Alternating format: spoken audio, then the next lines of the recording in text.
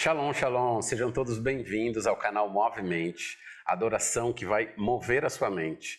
Hoje a gente vai fazer um vídeo muito especial falando de paternidade. A gente vai fazer esse vídeo em duas partes. Primeiro a gente vai falar sobre a paternidade natural e depois a gente vai falar sobre paternidade espiritual. E eu tô com alguém muito especial para mim, que é o apóstolo Joseir, que eu gostaria que você se apresentasse para quem não te conhece. Amém. Shalom, shalom, meu povo. Que alegria poder participar desse tempo com meu filho, Cal Santo. E sou José Garrido, membro do Conselho Apostólico Brasileiro. Temos uma congregação em Brasília, Ministério Kehillah Shalom, e vários filhos espalhados pelo Brasil. E é uma honra estar aqui com vocês, servindo esse amado irmão e esse amado filho.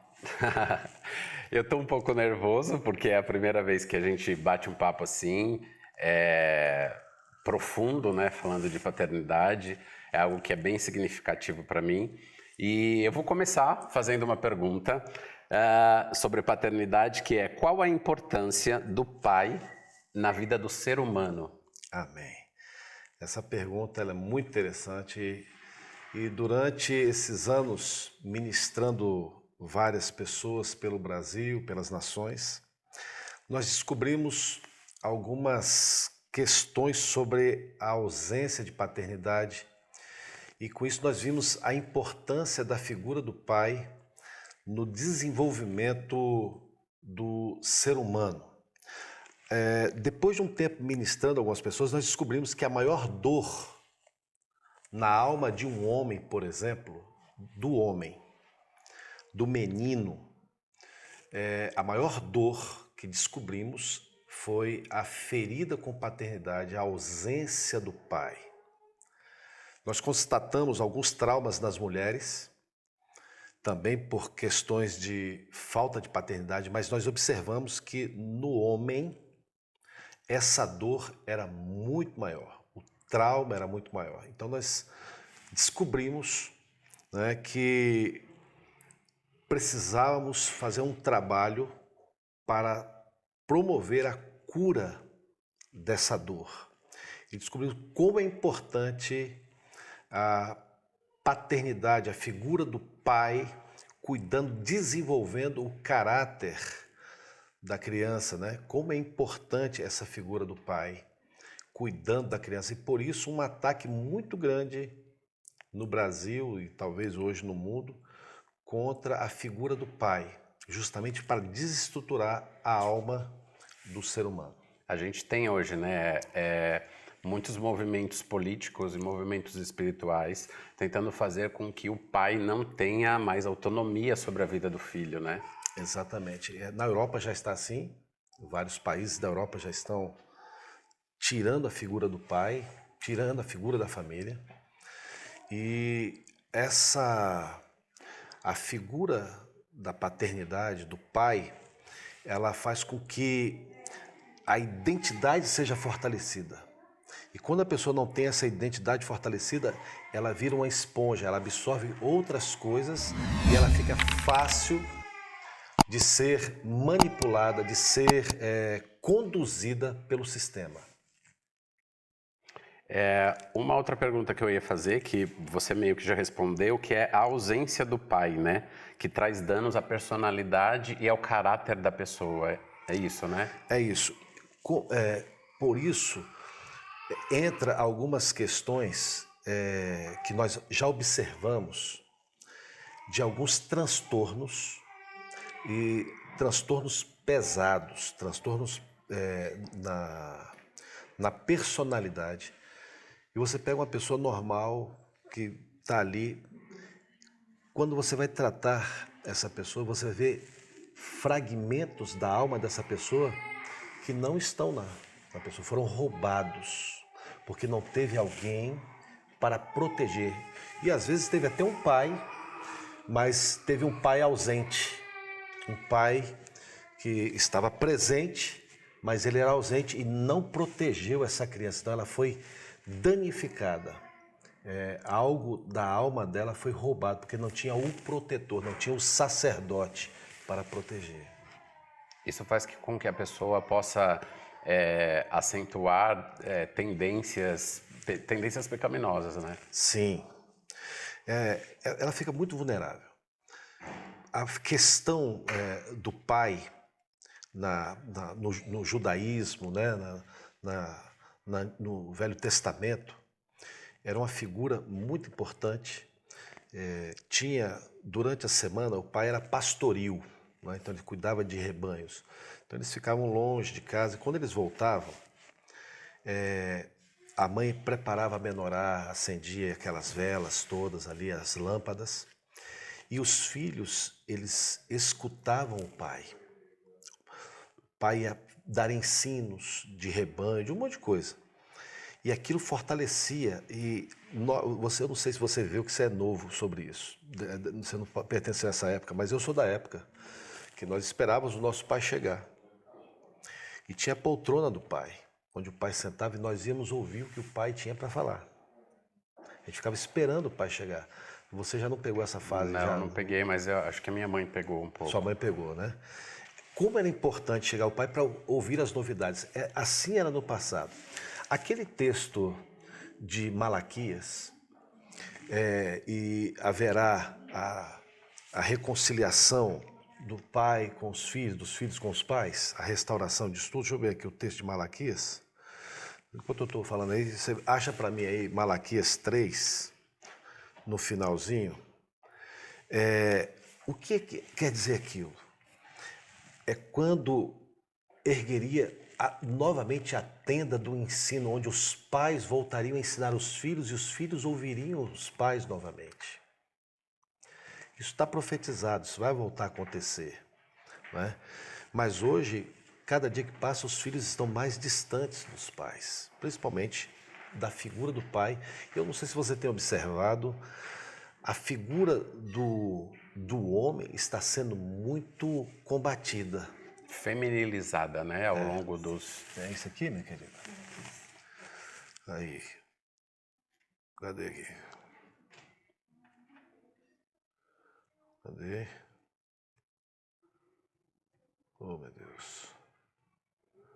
Eu vou achar, depois eu mando, que eu não estou achando aqui, não. Era em Malaquias, no finalzinho. Onde haverá novamente a questão dos pais com os filhos. Eu volto a achar depois. Que tudo vai ser restaurado. Eu não sei onde é que está isso aqui não, mas está aí, em Malaquias. É que Malaquias, da Bíblia, acho que é do capítulo 5. Vê se tem capítulo 5 em Malaquias. Porque tem uma Bíblia que não tem. É diferente, tem uns negocinhos aí. Mas vamos para frente.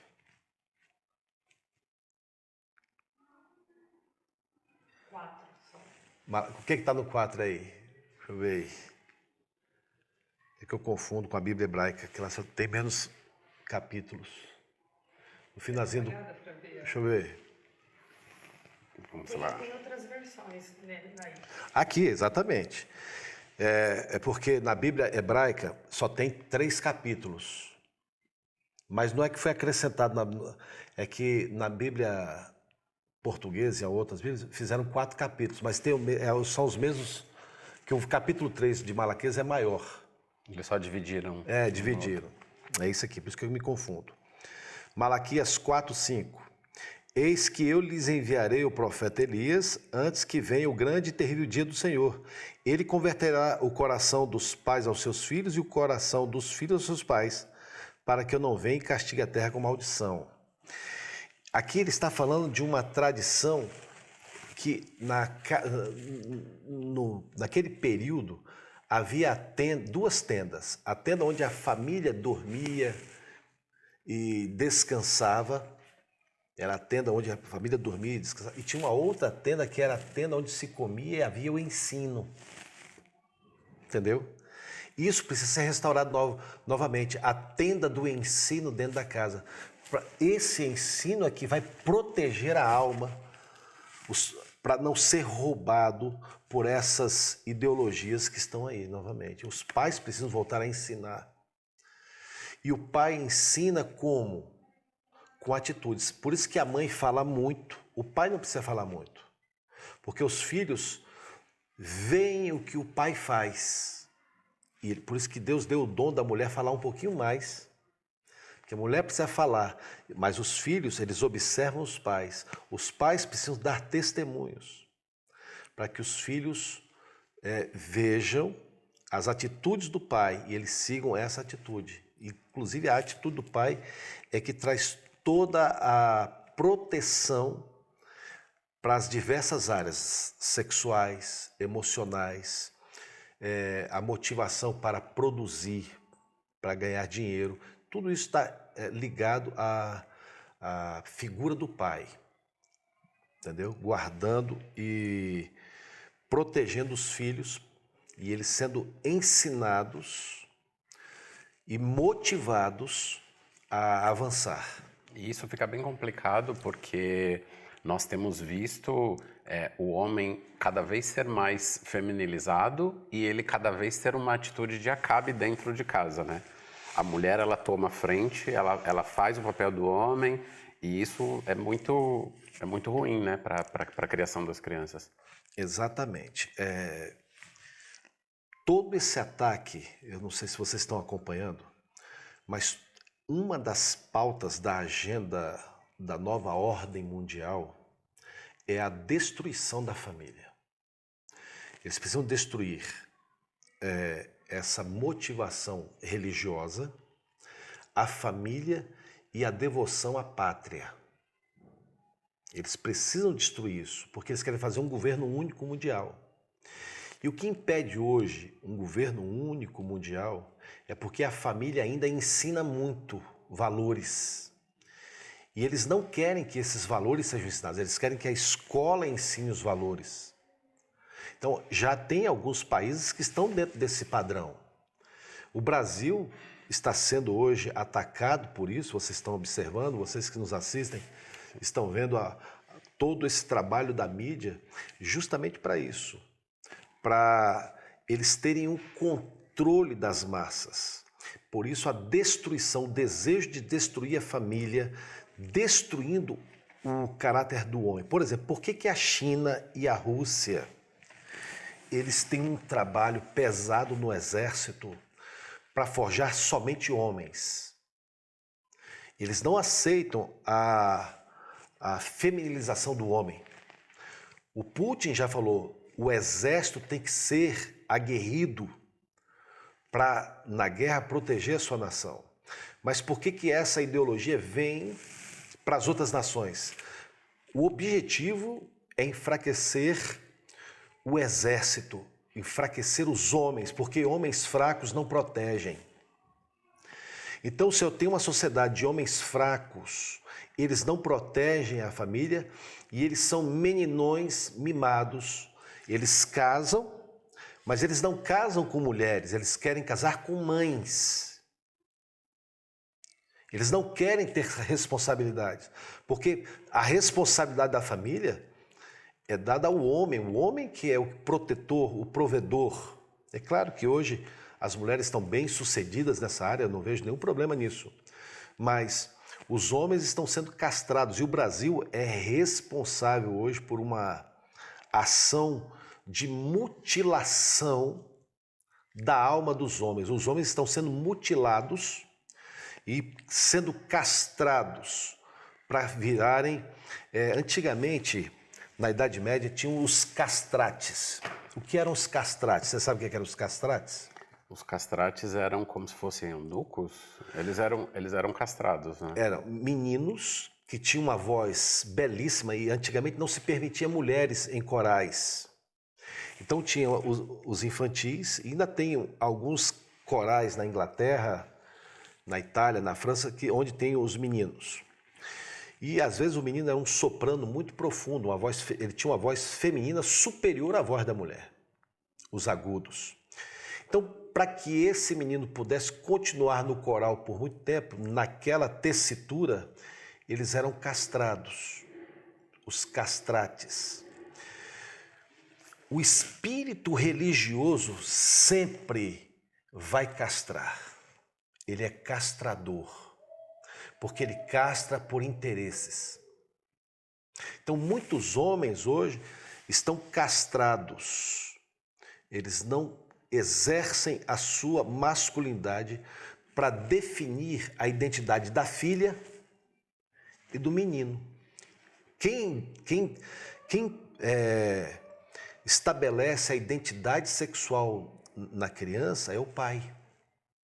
O pai coloca a menininha no colo e ali ela recebe o amor de um homem.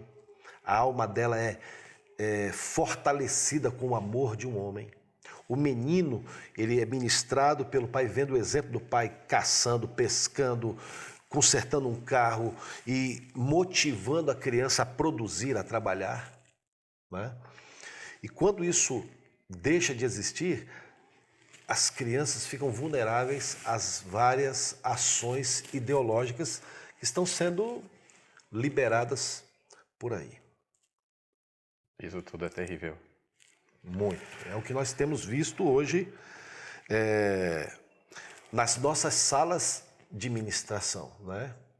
Quando você vai ver alguns problemas, vazios, feridas na alma, tudo, principalmente no sexo masculino, é abandono do pai. A maior dor no menino é o abandono de um pai. Eu já vi homens barbudos, mais barbudos que eu, rolando no chão, na hora da cura, da restauração e do perdão do pai. É uma dor lacinante. Papai, você recebe muitos homens, né? Porque você trabalha com cura e libertação, né? Para quem não sabe, o AP trabalha com batalha espiritual, cura e libertação, e você encontra muitos homens nessa situação. Sim, muitos. Foi aí que nós descobrimos uma irmã nossa, da nossa igreja, psicóloga. Ela também faz um trabalho excelente nessa área e ela falou: AP, a maior dor na alma de um homem, isso a psicologia do Brasil já sabe disso, é a ausência de um pai. É uma dor terrível, muito grande. Existe relação entre o pai natural e o nosso pai espiritual? E Deus? Sim. A figura do pai é, na verdade, aí vocês vão entender algo profundo agora. Por que muita gente se relaciona com Jesus, se relaciona com o Espírito Santo, mas tem dificuldade com o relacionamento com Deus Pai?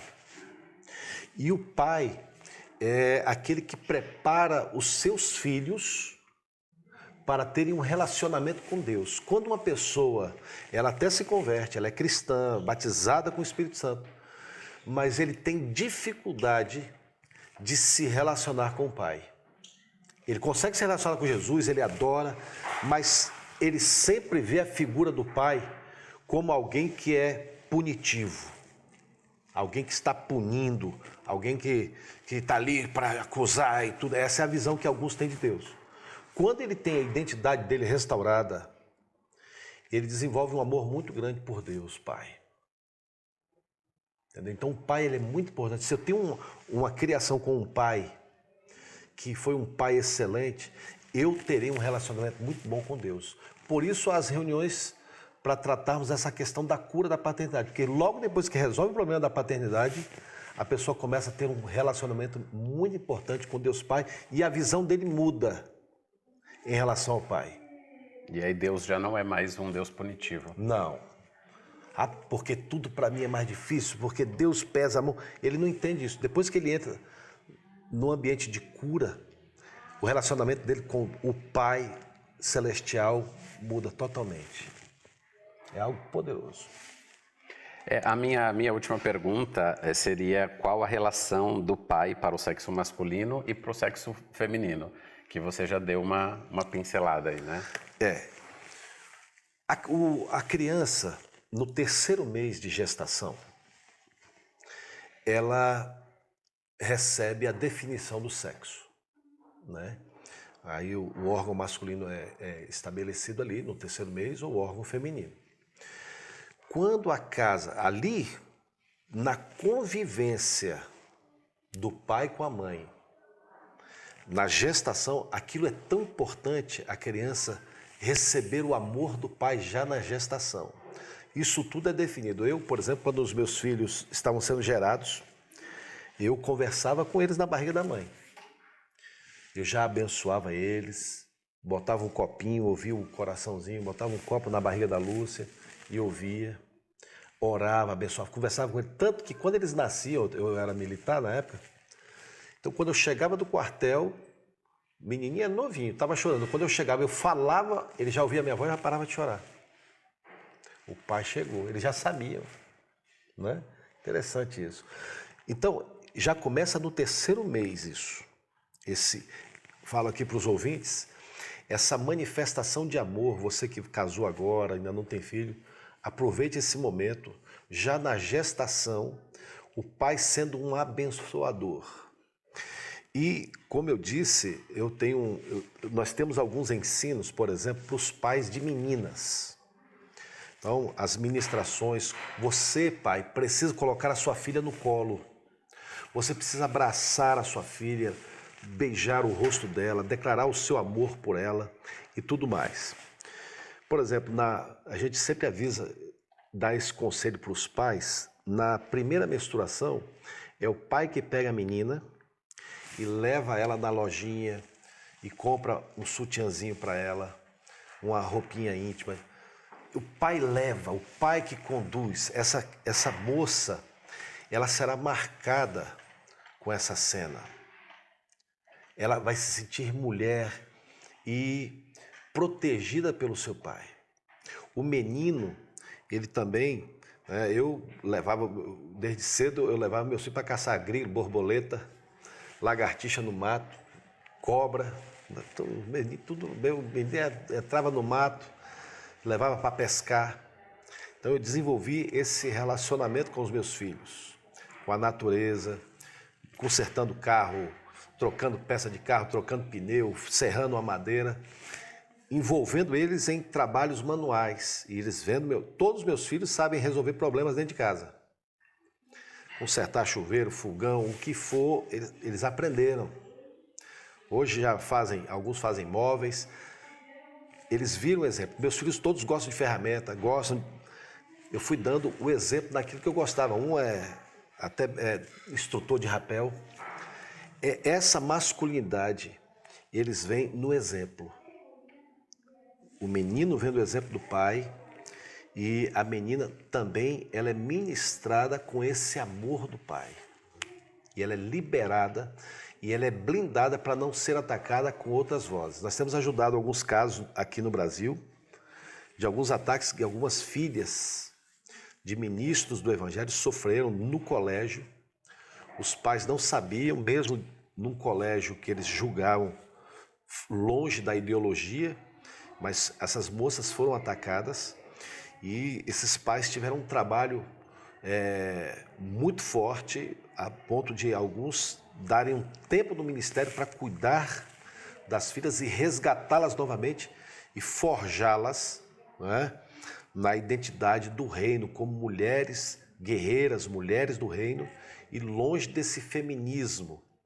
Isso foi um trabalho para alguns que foi difícil, mas obtiveram vitória, porque eles tiveram que dedicar um tempo bem forte para suas filhas. Você já trouxe uma palavra para quem é pai, para quem é mãe, e eu queria que você trouxesse uma palavra para quem não teve o seu pai. Olha, eu tenho assim um testemunho muito forte, não é? E eu tenho uma pessoa muito querida que ela foi abandonada e ferida muito fortemente pelo seu pai. E essa mulher, ela desenvolveu alguns traumas e ela foi levada para ser curada. No período que ela estava sendo ministrada, o próprio Senhor foi ministrando o coração dela, porque ela foi buscando, que ela tinha um ódio mortal pelo pai, pelo abandono do pai.